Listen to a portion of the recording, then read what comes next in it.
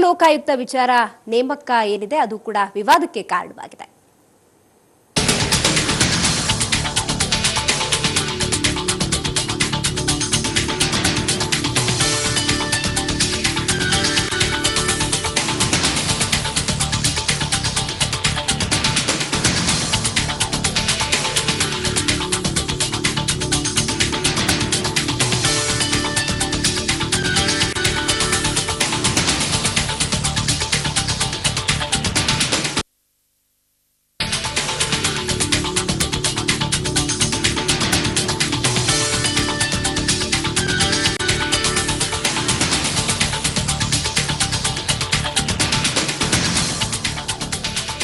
ಲೋಕಾಯುಕ್ತ ಆಯಿತು. ಈಗ ಉಪ ಲೋಕಾಯುಕ್ತ ನೇಮಕ ಕೂಡ ವಿವಾದಕ್ಕೆ ಕಾರಣವಾಗಿರುವಂತದ್ದು. ಸರ್ಕಾರದ ವಿರುದ್ಧ ಹೈಕೋರ್ಟ್ ಮುಖ್ಯ ನ್ಯಾಯಮೂರ್ತಿ ತಮ್ಮ ಅಸಮಾಧಾನವನ್ನು ವ್ಯಕ್ತಪಡಿಸಿದ್ದಾರೆ.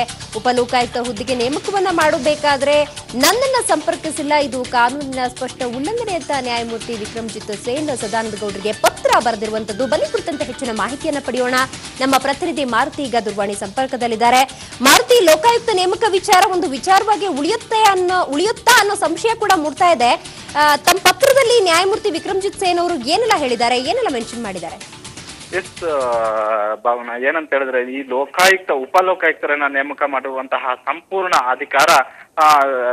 ಅಧಿಕಾರ ಅವರ ಹೆಸರು ಸೂಚಿಸುವಂತಹ ಒಂದು ಸಂಪೂರ್ಣ ಅಧಿಕಾರ ಹೈಕೋರ್ಟ್ ನ ಮುಖ್ಯ ನ್ಯಾಯಮೂರ್ತಿ ವಿಕ್ರಮ್ಜಿತ್ ಸೇನ್ ಅವ್ರಿಗೆ ಇರುತ್ತೆ. ಅಂದ್ರೆ ಒಬ್ಬ ಮುಖ್ಯ ನ್ಯಾಯಮೂರ್ತಿ ಹೈಕೋರ್ಟ್ ನ ಮುಖ್ಯ ನ್ಯಾಯಮೂರ್ತಿಗೆ ಉಪಲೋಕಾಯುಕ್ತರ ನೇಮಕಕ್ಕೆ ಹೆಸರನ್ನ ಸೂಚಿಸಿರುವಂತಹ ಒಂದು ಪರಮಾಧಿಕಾರ ಅವ್ರಿಗೆ ಇರುತ್ತೆ. ಈ ಹಿನ್ನೆಲೆಯಲ್ಲಿ ವಿಕ್ರಮ್ಜಿತ್ ಸೇನ್ ಅವರ ಒಂದು ಅಭಿಪ್ರಾಯವನ್ನ ಸರ್ಕಾರ ಕೇಳಬೇಕಾಗಿತ್ತು. ಸರ್ಕಾರವು ಕೂಡ ಆ ಒಂದು ಪ್ರಕ್ರಿಯೆಯನ್ನ ಮಾಡಿತ್ತು. ಅಂದ್ರೆ ಸರ್ಕಾರವು ಕೂಡ ಅವರ ಅಭಿಪ್ರಾಯವನ್ನ ಕೇಳಿತ್ತು. ಆದ್ರೆ ಆ ಅಭಿಪ್ರಾಯದಲ್ಲಿ ಅವರು ಕೆಲವೊಂದು ಹೆಸರುಗಳನ್ನ ಕೂಡ ಅವರು ಸೂಚಿಸಿದ್ರು ಅಂತ ಆದ್ರೆ ಅವರೆಲ್ಲರನ್ನು ಬಿಟ್ಟು ಚಂದ್ರಶೇಖರಯ್ಯ ಇವರು ಕೂಡ ಹೈಕೋರ್ಟ್ ನ ನಿವೃತ್ತ ನ್ಯಾಯಮೂರ್ತಿಗಳು ಇವರ ಹೆಸರನ್ನ ಫೈನಲೈಸ್ ಮಾಡಿದ್ರು.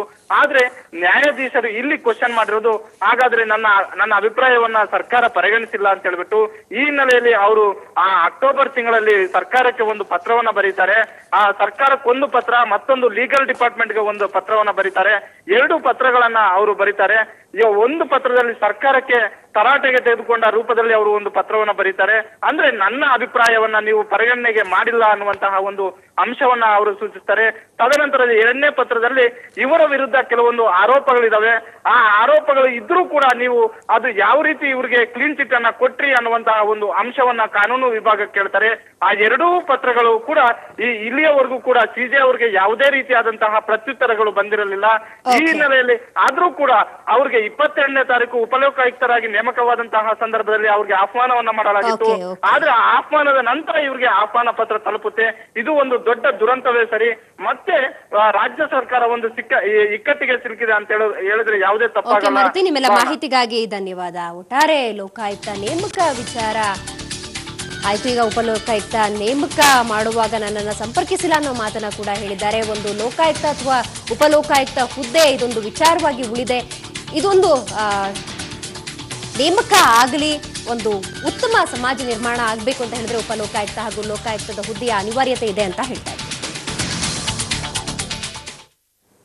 ಇನ್ನು ಉಡುಪಿ ಸೆಂಟ್ ಮೇರಿಸ್ ರೇವ್ ಪಾರ್ಟಿಯ ವಿಚಾರ ಇನ್ನೂ ತಣ್ಣಗಾಗಿಲ್ಲ.